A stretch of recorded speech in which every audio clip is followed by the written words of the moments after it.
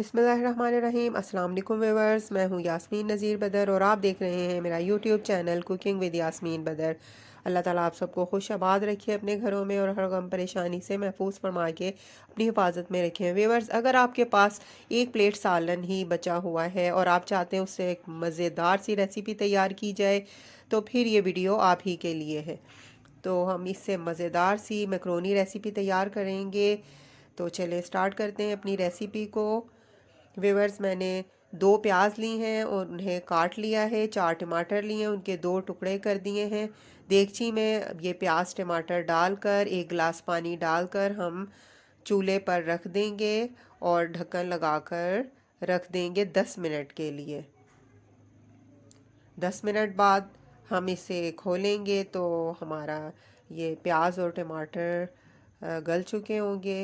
इनको हमने लकड़ी की डोई के साथ ही या जो भी चम्मच है आपके पास उससे इससे मैश करेंगे ताकि ये नरम हो जाए और ब्लेंड सा हो जाए। अब इसमें कुकिंग ऑयल 5 से 6 टेबल स्पून डाल देंगे और हम मिक्स करेंगे। कुकिंग ऑयल के साथ इसका हमने मसाला तैयार करना है। अब इसमें हम मसाला जात डालेंगे। 1 टीस्पून इसमें नमक का ऐड करेंगे। 1 टीस्पून इसमें सुरख मिर्च पाउडर डालेंगे। हाफ़ टी स्पून हल्दी का डालेंगे। ज़ीरा धनिया पाउडर इसमें 1 टीस्पून डालेंगे।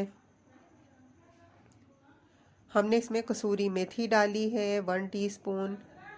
इसका बहुत अच्छा टेस्ट आता है। अब ये हम मिक्स करेंगे इन सब मसालों के साथ। व्यूवर्स, यहाँ पर हम तकरीबन 1 गिलास पानी इसमें शामिल कर देंगे और फिर ढक्कन लगाकर रख देंगे ताकि मसाला अच्छा सा तैयार हो जाए। 10 मिनट बाद हमने खोला तो पानी खुश्क हो चुका है। अब इसमें और मसाला हमारा तैयार हो रहा है। यहाँ पर मैंने गाजरें 2 अदद ली हैं, उनको मैंने लंबाई में काट लिया है, वो इसमें शामिल कर दी हैं। इसको हम कुछ देर 2-3 मिनट तक फ्राई करेंगे इसी मसाले के साथ। और मैंने ये फ्रीज़ की हुई बंद गोभी मेरे पास पड़ी थी वो इसमें डाल दी है।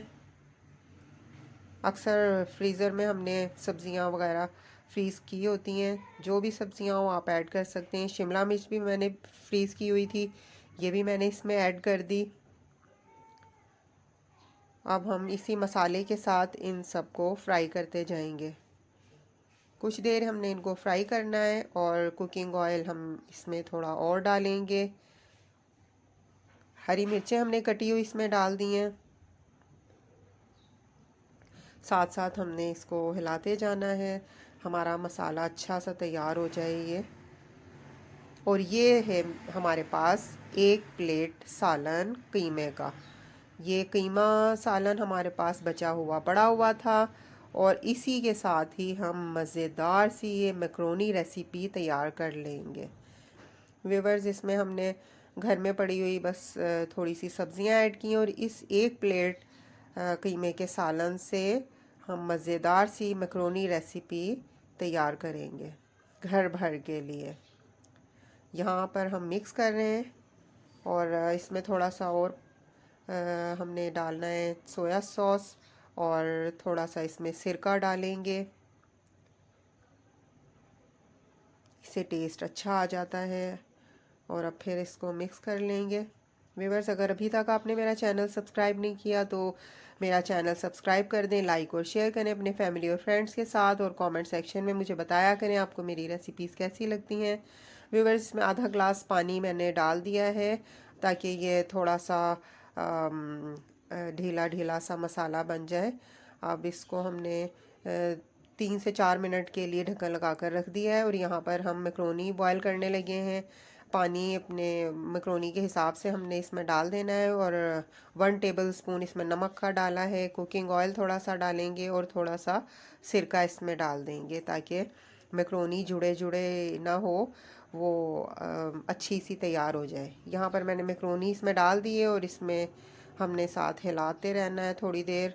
अब ये बॉयल हो चुकी है और मैंने स्ट्रेन कर ली है। अब इस मसाले में हमने ये मैक्रोनी शामिल कर देनी है और फिर इसको हम मिक्स करेंगे मसाले के साथ। व्यूवर्स, हमारी ये बचे हुए थोड़े से सालन से ही बहुत मज़ेदार सी रेसिपी तैयार हो जाएगी।